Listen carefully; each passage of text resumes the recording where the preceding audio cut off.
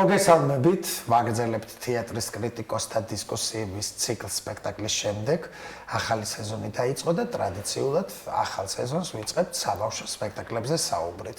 როგორც ყოველთვის წელსაც დრამატულმა თეატრებმა, თოჯინებისა და მოზარდ მაყურებელთა თეატრების გარდა შემოგვთავაზა საახალწლო პერიოდში საბავშვო წარმოდგენები, რომელიც დარჩა ზოგიერთი თეატრის რეპერტუარს, ზოგი აორთქლდა, გაქრა, ძალიან ცოტა ხანი იცოცხლა ამ სპექტაკლებმა და აი რა არის ამის მიზეზი, ამაზე სალაპარაკოთ მოვიწვიეთ ჩემი კოლეგები ანანო მირიანაშვილი თეატრცოდნე და თეატრცოდნე თამთა ქაჯაია.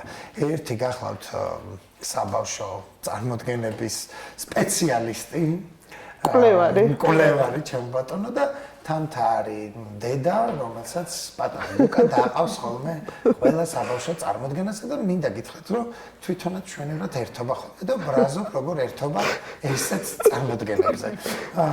რა დაგამახსოვრდა ანანო ყველაზე მეტად წელს ამ სპექტაკლებიდან, რაც ნახე, ვიცი რომ რეგიონებშიც შეეცადე წასულიყავი ან ჩამოტანილი სპექტაკლები გენახა და რა სიახლე გვაქვს. დონე გაიზარდა თუ ისეთი დამოკიდებულებით იდგმება ეს საახალწლო საბავშვო წარმოდგენები, როგორიცაც იდგმებოდა წინა წლებში. პირველ რიგში ძალიან მიხარია, რომ ეს ტრადიცია დამკვიდრდა და რაღაცნაირად ყოველ წელს ჩვენ ვაკეთებთ ესეთ შემაჯამებელ გადაცემებს და ძალიან მიხარია. მე ვფიქრობ, რომ დონე გაიზარდა, მოიმატა რაოდენობამაც და გამრავალფეროვანი და ასე ვთქვათ ეს სფერო. ის სპექტაკლები, რაც შენ აღნიშნე, რომ ზოგი აორთქლდა, ეს აორთქლება გამოწვეულია იმით, რომ ისინი არის მიზნობრივად დადგმული მხოლოდ საახალწლო პერიოდისთვის და ამიტომ ბუნებრივია რაღაცა არსებობს რაღაც სპექტაკლები, რომელსაც უბრალოდ უკვე მარტში ვეღარ ითამაშებ და აპრილში. მაგრამ წელს საკმაოდ ისეთი მრავალფეროვანი არჩევანი გქონდა მე და თამთას, როგორც თეატრცოდნეებსაც და როგორც მშობლებსაც.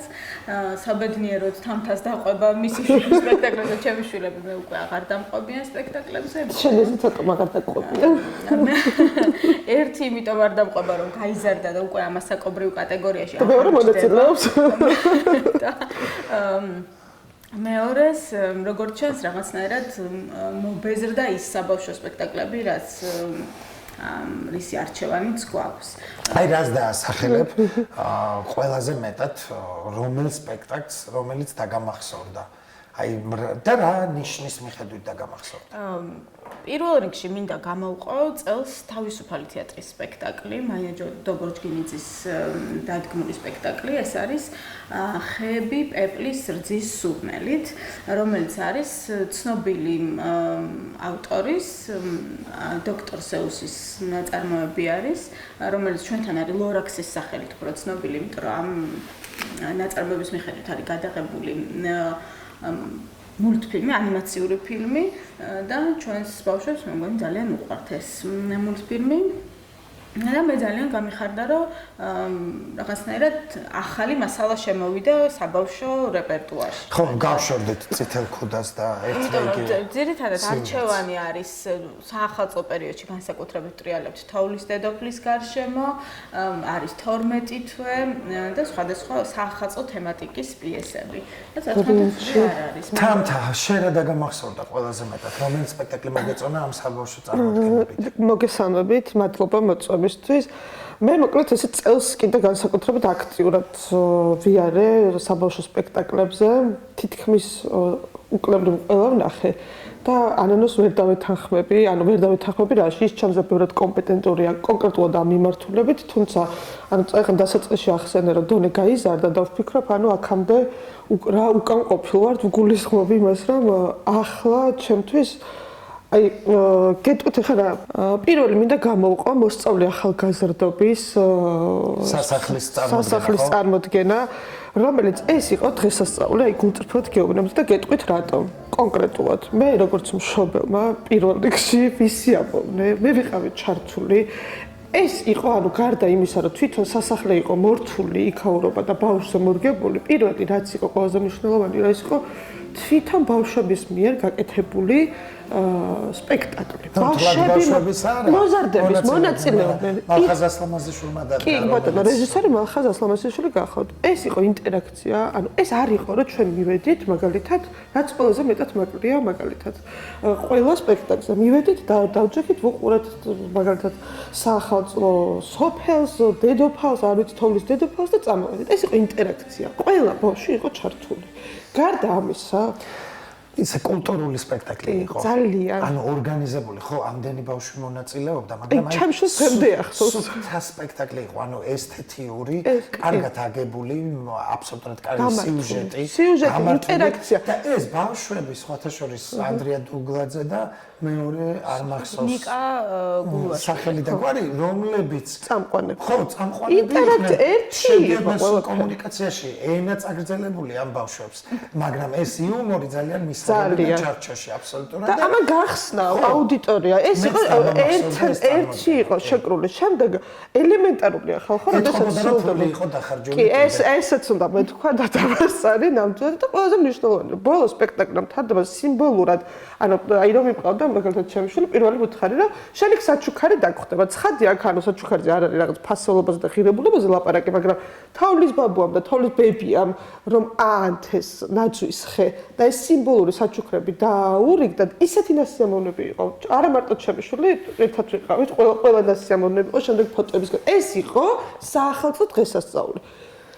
შემდეგს გამოვყოფ ერთ სიტყვით, მალე დავამთავრებ მარჯანიშვილის თეატრის სპექტაკლი ციცინო კობიაშვილის, რომელიც შარშანაც იყო რეპერტუარში და შარშა ვნახე 12 თვე. უბრალოდ ვიზუალურად ძალიან მრავალფეროვანი და ესეთი მომხიბლელი სპექტაკლია, მაგრამ აი დანარჩენებზე რომ გითხრათ, აი გულწრფელად, ჩვენ არ გვაქვს ამის კულტურა, რომ აი კონკრეტულად ამისთვის ვემზადებოდეთ ბავშვებისთვის, რომ ბავშვებს მოვუწყოთ დღესასწაული. მე ესეთი შთაბეჭდილება მრჩება. ეს არის რაღაცა ფორმალურად მოვალეობის მოხდის მიზნით შექმნილი წარმოდგენები, რომლებიც მივედით, ვუყურეთ და საკმაოდ ძვირი ხერს ხო მოგეხსენებათ ანუ ბილეთები და მე ვთვლიდი რომ ხაი ამ ყველაფერში თანხა რომ მქონოდა გადახდილი, ძალიან გაუპრასდებოდი. ცოტა მეტად კრიტიკული ვარ. კიდე რომელიც პრობლემებს თამ-თამ ისეთ პრობლემებს გაუსვა ხაზი, რომელზეც აუცილებლად უნდა აღვნიშნოთ. პირველ რიგში სასახლის წარმოდგენა იმით იყო კიდევ მომგებიანი, რომ მისი ქრონომეტრაჟი იყო ძალიან ესეთი ოპტიმალური. აი ამის თქმა მინდოდა, ხა პინოქიოს მარჯანიშვილის თეატრის სპექტაკლს არაფერს არ ვერჩი, არის მაქვს რა თქმა უნდა ჩემი შენიშვნები, მაგრამ ერთადერთი რაც ყველაზე დიდი პრობლემაა დროის ამბავი, ორ მოქმედებად გაწელილი და აუსრულებელი იმდენი მოსაწყენი სცენაა და არაფერი არ ხდება და არა და კაი არტისტები დგანან სცენაზე, ხო, რაღაც თვალსაზრისით. და ძალიან გემოვნებიანი სპექტაკლი. აქვე ისაც აღნიშნოთ, ხო, შესაკვეთია. რა შევნიშნე, იცი, თან ორჯერ ვნახე ეს წარმოდგენა. მარტო მაყურებელი კი არ იღლება. მსახიობები იღლებიან სცენაზე. გავარდნა უნდათ ერთი სული აქვს პაკლონზე აღარ გამოდიან, როდის შევარდებიან და დაიმალებიან და მე ვფიქრობ, აქ პინოკიოს შემთხვევაში ვფიქრობ, რომ ხანგრძლივობა და თვითონ დინამიკა, თვითონ სპექტაკლის შინაგანი ტემპო რიტმიც არის ცოტა დუნე და მაგ მხრივაც ცოტა უჭირს ასე ვთქვათ ამ სპექტაკლს. მაგრამ თუნდაც ის სპექტაკლი, რომელიც მე აღნიშნე თავისუფალი თეატრის სპექტაკლი, რუსთაველის თეატრის სპექტაკლიც და კიდევ რამდენიმე საბავშვო სპექტაკლი, რაც მე ვნახე, თითქმის ყველა იყო უანტრაქტოდ და იყო ძალიან ხანგრძლივი. და მოსაწყენიც, მოდის სიმართლე თქვა. დასწრულ მაყურებელსაც კი გვიჭირს ზოგჯერ უანტრაქტოდ საათნახევრიანი სპექტაკლების გაძლება და მით უმეტეს, როცა ეს არის გათვლილი პატარა ბავშვებზე. არა, ის სწორედ აი მადვიდოთ, ეს არ არის ბავშვებისთვის გათვლილი. მე მგონია, რომ თეატრი უფრო აი ბილეთის სპექტაკლს რომ ეძახიან, ხომ იცი, აი იმიტომ რომ საახალწლო მგონია, რომ ყველაფერი იყიდება. უდაოდ, იმიტომ რომ ეს არის არდადეგები, სადაც მშობლებს ძალიან შვილებისთვის მიდიან სპექტაკლებზე, ყველგანი დადიან ფაქტობრივად და ეს არის აპრიორი რაღაცა შემოსავლის თანხა. აი გულწრფელად გეუბნებით, წელს ცოტა გაბრაზებული ვიყავ, იმიტომ რომ აი თვითონ ის შეგრძნება, რომ აი კონკრეტულად ბავშვი იყო მნიშვნელოვანი და ახალი წელი მარტო აი ყველაზე ესე ცალსახად დამრჩა მოსწავლე ახალგაზრდობის სასახლიდან. დანარჩენის შემთხვევაში ეს იყო რაღაცა კუთხით მოვალეობით მოხდილი მოსაწყენი გაწელი. მიუხედავად რომ შეიძლება რესურსის იყო. აი ამ ზღაპრებს დგამენ როგორც სერიოზულ დრამას ან ტრაგედიას, აი როგორც შექსპირს, როგორც მოლიერს, ასე უდგებიან რაღაცნაირად იქ ქვეტექსტებიც არის ხოლმე, ძალიან ბევრ სახელმწიფო სპექტაკლში ვიგრძენია ეს ქვეტექსტი. იქ სადაც ამის ადგილი არ არის. ან თუ ამის ადგილი კი ბატონო იყოს, მაშინ ეს ისე უნდა იყოს გაკეთებული, რომ მხატვრულ სიმაღლეზე უნდა იყოს. ეს არის პერიოდი, როდესაც ბავშვს უყვარდა. აი ამ დროს შეგიძლია სულ არ ქონდეს შეხება, ბავშვი ეყარა თეატრი. და ეს მნიშვნელოვანი ხო? არა, მე ვფიქრობ, რომ ეს ცუდი არ არის, რომ რეჟისორები რაღაცა ისეთ მარცვალს ეძებენ დრამატურგიაში, რომ მათთვისაც საინტერესოა. თუმცა პირველ რიგში არ უნდა დაავიწყოთ, რომ ყოველთვის ამოსავალი წერტილი უნდა იყოს ბავშვი და მხოლოდ შემდეგ სხვა დანარჩენი რაღაცა შემოქმედებითი ამბიციები და გამოწვევები. და მე კიდე რაზე მწყდება გული, აი რომ ვუყურებდი ამ სახელმწიფო წარმოდგენებს, ახლა რომ მინახავს ევროპაში, მინახავს ამერიკაში საბავშვო წარმოდგენები, ხო? თუნდაც აზიაში, ნუ ვუყურებთ აზიურ თეატრებს ეგრე, ცენტრალურ აზიას გულისხმობ. ტექნოლოგიებს როგორ იყენებენ და აქ კაცო ბუტაფორიას და დეკორაციას ისევ ძველი საბჭოთა ეპოქის ტექნოლოგიებით ამზადებენ დეკორაციას. აი ეს აღარ მუშაობს. ბავშვს აი მე მგონი რომ ეს არაფრით არ დაინტერესებს. ამ ეპოქაში, სადაც არის, რა ვიცი, гаджеტები და არა მარტო და სხვა ვიზუალია და ესთეტიკა, ხო?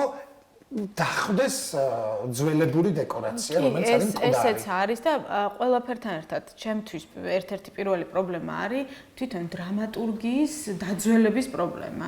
იმიტომ რომ აუცილებელია, რომ რეჟისორები ეცნობოდნენ, როგორც ეცნობიან ახალ თანამედროვე პიესებს, ასევე უნდა ეცნობოდნენ თანამედროვე საბავშვო ლიტერატურასაც.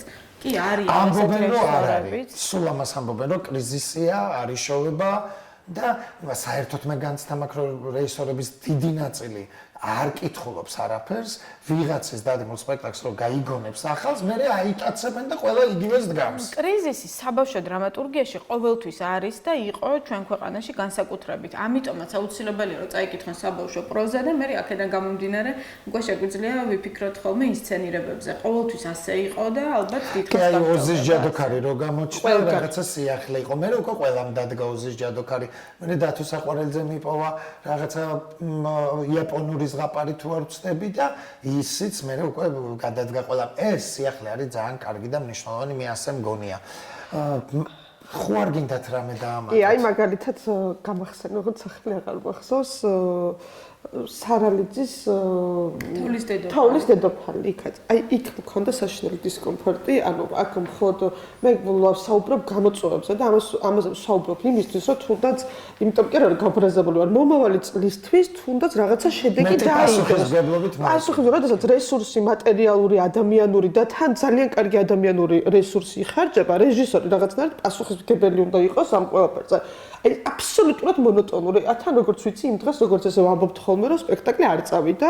აი არჯერა მე ეგეთი. არც ეს ვიჯერებთ ხოლმე, აი გული დამწყდა რაზე, რომ 1 საათის განმავლობაში მონუმენტურად აი ესე ერთ რეჟიმში ხმაც კი არ მესმოდა დავიტანჯე მაგ სპექტაკლზე მართლა დავიტანჯე და ამ დროს ვასვი ხვდები, რომ ბავშვს როგორ მაიძულო კიზის ის საწყრებისიან დაუყურებენ, მაგრამ ნუ აი რაღაცა აი ცოტა მოერგონ ბავშვებს რაღაცა წელიწადის ერთ პერიოდში მაინც რაღაცა ძალიან დიდი სურვილი მაქვს. პოზიტიურად რო შევხედოთ ახლა კიდე ამ ნაწილს, მე მომწონს ის, რომ სახელმწიფო თეატრებს გამოუჩნდა ბევრი კონკურენტი ახალი წლის პერიოდში, განსაკუთრებით იმიტომ, რომ ბევრი ახალი დამოუკიდებელი, დაუშვათ სასახლის პროექტიც ეს იყო დამოუკიდებელი პროექტი, თუნდაც სარალიძის თოვლის დედოფალი, თავისუფალ თეატრში, ხო ეს სპექტაკლი ახლა რეპერტუარში ან არის რამდენიმე ისეთი სპექტაკლი, რომელიც არ არის სახელმწიფო თეატრის მიერ დადგმული და ასე ვთქვათ კონკურენციას უწევს თუნდაც მოზარდ მაყურებელთა და თოჯინების თეატრს, რაც ძალიან კარგია, იმიტომ რომ აუცილებელია ეს კონკურენცია.